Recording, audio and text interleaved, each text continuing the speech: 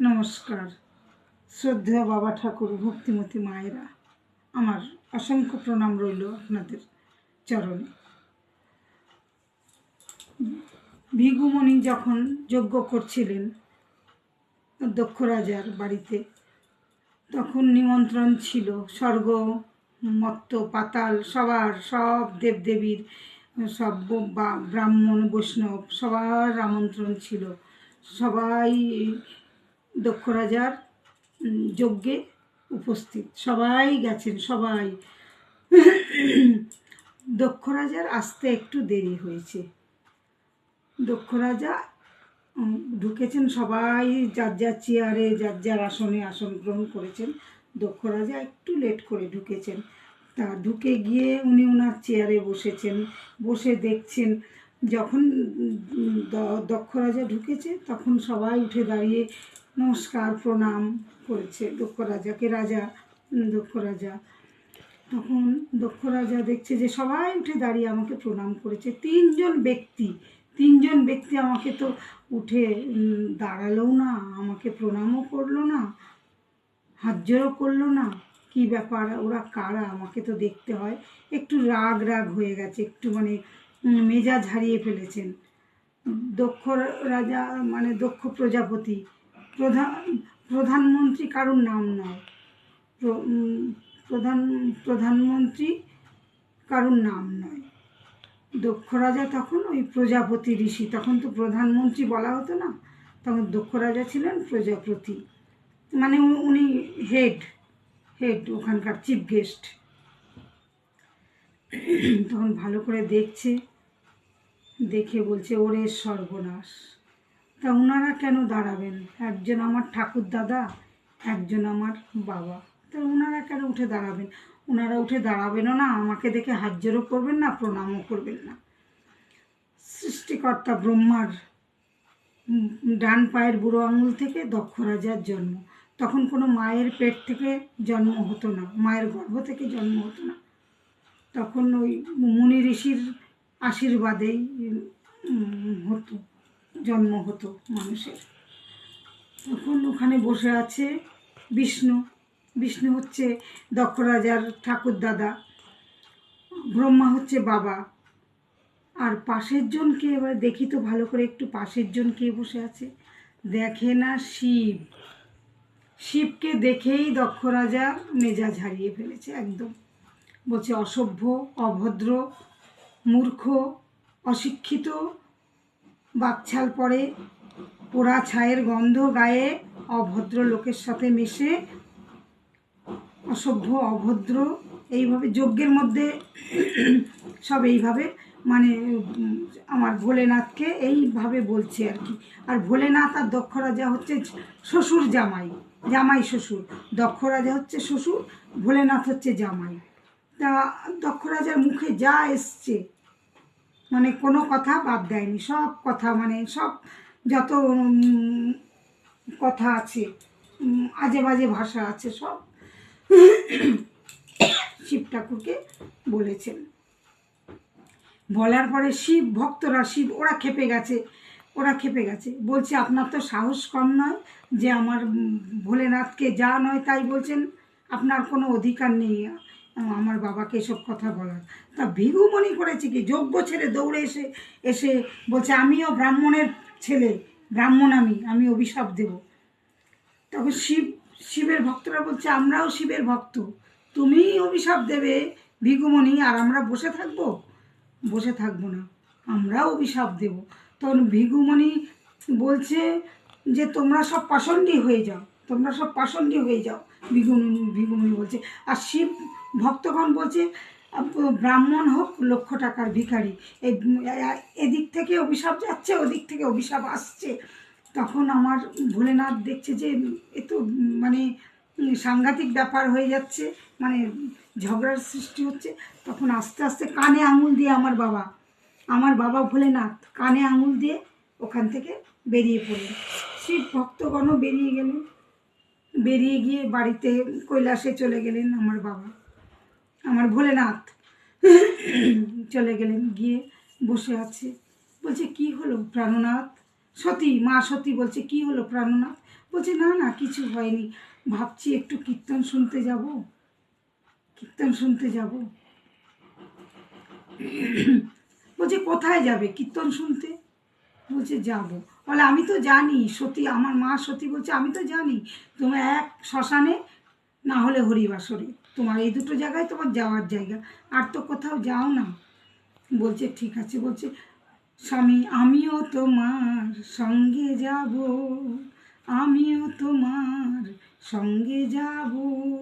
বলছে আমি তো মহারাষ্ট্রে যাব, অগস্ত্যমণির আশ্রমে কীর্তন শুনতে যাব। বলছে যা আমিও যাব। তখন ষাঁড়ের পিঠে চড়লো আগে। বলছে তাহলে ষাঁড়ের পিঠে চড়ো, নন্দীর পিঠে চড়ো। সতী আগে চললো নন্দীর পিঠে, তারপরে শিব বসলো, বসে আকাশ পথে উড়ে উড়ে উড়ে উড়ে কৈলাস থেকে মহারাষ্ট্রে গেল, অগস্ত্যমণির আশ্রমে সারা রাত কীর্তন শুনলো। কীর্তন শুনে বাড়ি এলো। বাড়ি এলো, বাড়ি এসে বসে নাম গান করছে, মানে কীর্তন শুনেছে, এসে আমার ভগবানের নাম গান করছে।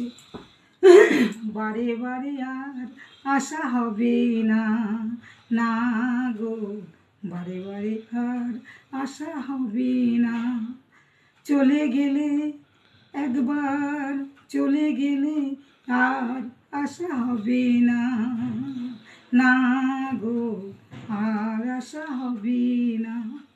এইভাবে আমার ভগবানকে স্মরণ করছে, ভোলেনাথ স্মরণ করছে। তা করে ভোর ভোর হয়ে গেছে, এমনিতে ভোরবেলা এসছে, ভোর হয়ে গেছে সকালবেলা। আমার গলা ভালো না, মাফ করবেন আমাকে, গলা একদম ভালো না। আমার নাতিরা বলে কীর্তন কীর্তন গাও, কীর্তন গাও। আমি তো গাইতে পারি না, তাও বলে যে তুমি তো পারো অনেক কিছু, তুমি একটু কীর্তন গাও, ক্ষমা করবেন আমাকে। তো ফুল তুলছে, সতী ফুল তুলছে সকালবেলা, ফুল টুল তুলে নিয়ে শিব পুজো করে, আমার ভগবানের পুজো করে আমার বাবা ভোলেনাথ। যে পুজোর জোগাড় টোগাড় করলো,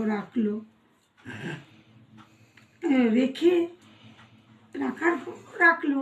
এমন সময় নারদ গিয়ে ঢুকলো রাজার বাড়িতে, দক্ষ রাজার বাড়িতে।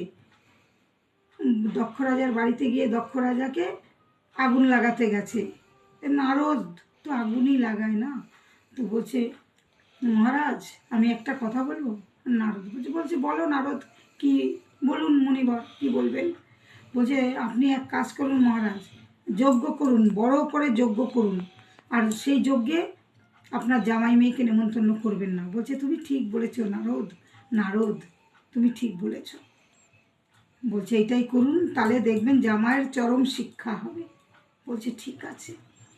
তখন বলছে কার্ড করবেন, বিয়ে বাড়ির মতো বড় বড় কার্ড করে কার্ডে নেমন্তন্ন করবেন স্বর্গ মর্ত্য পাতাল, যত দেবদেবী আছে, যত বৈষ্ণব ব্রাহ্মণ আছে, যত পাতালের দেবদেবী আছে, সবাইকে নিমন্ত্রণ করবেন কার্ড দিয়ে।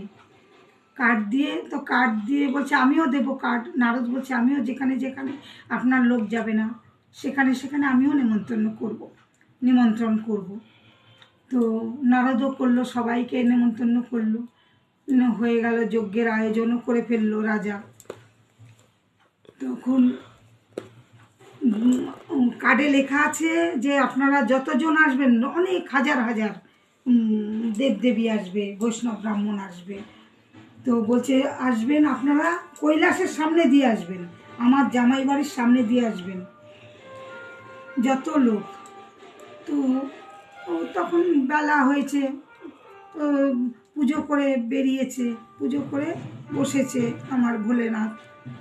বলছে প্রাণনাথ আমাদের বাড়ির সামনে দিয়ে এত লোকজন, বৈষ্ণব ব্রাহ্মণ দেব দেবী ৩৩ কোটি দেবতা সবাই আমাদের বাড়ির সামনে দিয়ে আমাদের বাড়ির দিকে যাচ্ছে, কি ব্যাপার বলো তো প্রাণনাথ, স্বামী বলো তো কি ব্যাপার? বলছে আমি তো ঠিক বলতে পারবো না সতী, আমি তো ঠিক বলতে পারবো না, কিন্তু আমার ভোলেনাথের অজানা কিছু নয়, আমার ভোলেনাথ সব জানে। তো বলছে বলো না প্রাণনাথ। বলছে আমি বলতে পারবো না। তখনই ঘুরতে ঘুরতে হাজির হাজির নারদ। নারদ ওখানে হাজির।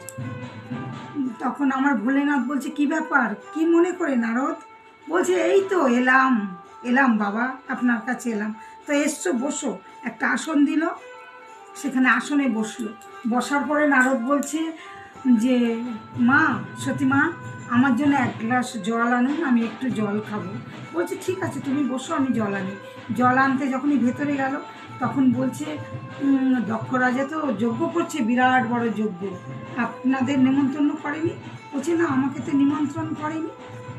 নিমন্ত্রণ করেনি। কাঠ বলে কাঠ না, কাঠ পাঠ দেয়নি। সব কথা, জল আনতে আনতে সত্যি সব কথা শুনেছে।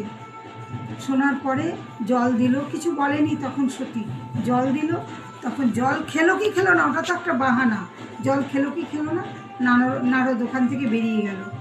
যাওয়ার পরে বলছে, প্রাণনাথ স্বামী, আমাকে তুমি বললে না আমার বাবা এত বড় যজ্ঞ করছেন, তুমি আমাকে বলনি তো? বলছে, কি করে বলবো, আমাদের তো নিমন্ত্রণ করেনি তোমার বাবা। বলছে, তাতে কি, নিমন্ত্রণ করেনি তো কি হয়েছে, বাপের বাড়ি যাব, আবার নিমন্ত্রণ লাগে নাকি? আমি বিনা নিমন্ত্রণেই যাব। বলছে, না সতী, না, তুমি যেও না সতী, তুমি যেও না, তোমাকে আমি বলছি তুমি যেও না। বলছে, না প্রাণনাথ, তুমি একবার বলো, আমি যাব, তুমি একটিবার বলো। বলছে, আমি কি বলবো বলো তো, নিমন্ত্রণ না করলে যেতে নেই, বাপের বাড়ি হলেও যেতে নেই নিমন্ত্রণ না করলে। আমার বাবা ভোলেনাথ বারবার মা সতীকে বারণ করা সত্ত্বেও দুটো কাপড় নিয়ে একটা পোটলা বাঁধলো, বেঁধে একটা শাড়ি পরলো, একটা শাড়ি পরে হাঁটা দিল। হাঁটতে হাঁটতে ঢুকে গেল রাজার বাড়িতে, বাপের বাড়িতে চলে গেল। দরজা খোলা, হাজার হাজার লোক যজ্ঞে উপস্থিত। ওখানে গেছে, গিয়ে দক্ষ রাজার হচ্ছে 60টা মেয়ে, 60টা মেয়ে। তো 60টা মেয়ে, সতী সবার ছোট, সতী সবার ছোট, 59 জন, সতীর বড়। তা ওরা বলছে, চি চি চি চি চি, কি ভিখারির মতো এসছিস বোন তুই সতী, ভিখারির মতন একটা শাড়ি, কি বিক্রি লাগছে তোকে, না গয়না, না দামি শাড়ি, কিচ্ছু পরিসনি তুই, এত বিক্রি হয়ে তুই কেন এসেছিস? তোকে একদম ভালো লাগছে না সতী, একদম ভালো লাগছে না। বলছে, না লাগুক, আমাকে না লাগুক, ভালো না লাগুক, আমি এসছি, তবু এসছি। বলে, বাবা তো তোকে নিমন্ত্রণ করেনি? বলে, করেনি তো কী হয়েছে, এসেছি। বলে, আমাদেরকে তো সবাইকে নিমন্ত্রণ করেছে বাবা, তাই এসেছি। এই কথাবার্তা, কথা কাটাকাটি হতে হতে দিদিরা চলে গেল। গিয়ে দক্ষ রাজার চোখে পড়েছে সতীকে,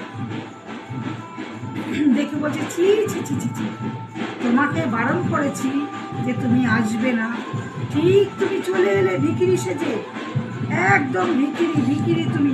আমার বাড়িতে তোমাকে বেমানান লাগছে, বেমানান, তুমি বেরিয়ে যাও।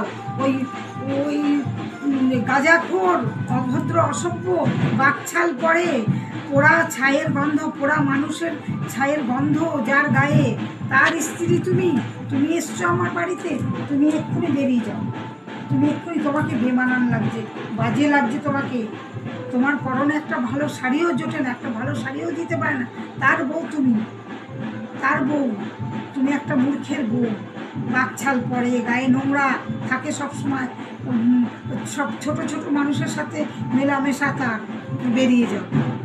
তখন সতী সেই অপমান সহ্য করতে পারলো না বাবা, মায়েরা সহ্য করতে পারলো না, তখন বাড়ির বাইরে চলে গেল। গিয়ে গোল করে এরকম বসেছে, বসে অগ্নিদেবকে আহ্বান করেছে যে, অগ্নিদেব, এই প্রাণ আমি রাখতে চাই না, আমার বাবার কাছে আমি এত ছোট, এত ভিখিরি আমার বাবার কাছে। তো অগ্নিদেবকে আহ্বান করার পরে ও গোল হয়ে চারিদিকে আগুন লেগে গেল, গোল হয়ে আগুন লেগে গেল। আমার সতী দেহ ত্যাগ করলেন, আত্মাহুতি দিলেন, সতী মারা গেল। আর শিব ওইটা দেখে রাগে উঠে দাঁড়িয়ে গর্জন করছে রাগে, আর পৃথিবী থর থর থর থর থর থর থর থর করে কাঁপছে, পৃথিবীটা কাঁপছে, সব মানুষ দেখছে যে সর্বনাশ, ভোলানাথ রেগে গেছে, আমার ভোলেনাথ রেগে গেছে। তারপরে রাগে একটা মাথার জটা ছিঁড়ে ফেললো, এরকম করে ছিঁড়ে ফেলার সঙ্গে সঙ্গে সেখান থেকে একটা দৈত্যের জন্ম হলো, একটা দৈত্যের দানবের জন্ম হলো। দানবের নাম হচ্ছে বীরভদ্র।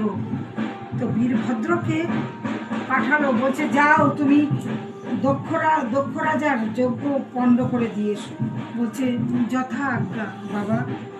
বীরভদ্র চলে গেল, গিয়ে ভিগুমণি যে ছিল, ভিগুমণির পুরো জটা ধরে এমন টানলো, মাথার পুরো সব জটা টেনে ছিঁড়ে ফেলে দিল। ওর মাথা পুরো ন্যাড়া হয়ে গেল, আর জটা নেই ওর মাথা। আর দক্ষ রাজা কি করলো, রাগে গলাটা কেটে দিল। সেখানে মেনকা এসে হাত জোর করে কান্নাকাটি করলো খুব, বলছে আমার স্বামীকে কেন মারলে, আমার স্বামীকে বাঁচিয়ে দাও, আমার স্বামীকে ভালো করে দাও। বলছে একবার যখন মুন্ডু ছেদন হয়ে গেছে, মুন্ডু কোথায় গিয়ে পড়েছে তার কোনো ঠিকানা নেই। বলছে সম্ভব নয়। বলছে না, আমার স্বামীকে বাঁচিয়ে দিতেই হবে, বাঁচিয়ে দাও, আমার স্বামীকে বাঁচিয়ে দাও। তো বলছে ঠিক আছে, একটা ছাগলের মাথা কেটে দক্ষ রাজার মাথায় লাগিয়ে দিল। লাগিয়ে দেওয়ার পরে ভ্যা ভ্যা ভ্যা করছে ছাগলের মতন, ম্যা ম্যা করছে ছাগলের মতন। তখন সারা পাড়ার লোক দক্ষ রাজাকে দেখে হাসাহাসি করে, আর যজ্ঞ করলে যজ্ঞেও কেউ আসে না। বলছে এত দাম্ভিক রাজা, এত অহংকারী রাজার ঠিক যা হওয়ার ঠিক তাই হয়েছে। তখন এই করে কিছুদিন বেঁচে ছিলেন দক্ষ রাজা। তারপরে দক্ষ রাজা বলছে আর আর আমাকে আর এই সবাই এই যজ্ঞে আমাকে বেমানানো লাগছে, এই প্রাণ আমি আর রাখবো না, এই বলে দক্ষ রাজাও মারা গেলেন। বারে বারে আর আশা হবে না, না গো, বারে বারে আর আশা হবে না। নমস্কার। এদিকে কি হলো, আমার সীতা আমাকে চুরি করে নিয়ে গেল রাবণ। আর রাম একটা লম্বা গাছকে জড়িয়ে ধরে কাঁদছে, কান্নাকাটি করছে আর কি। বলছে গাছ তুই তো অনেক লম্বা, তুই কি দেখেছিস আমার আমার স্ত্রীকে সীতাকে কোথায় নিয়ে গেছে, কে নিয়ে গেছে বল না।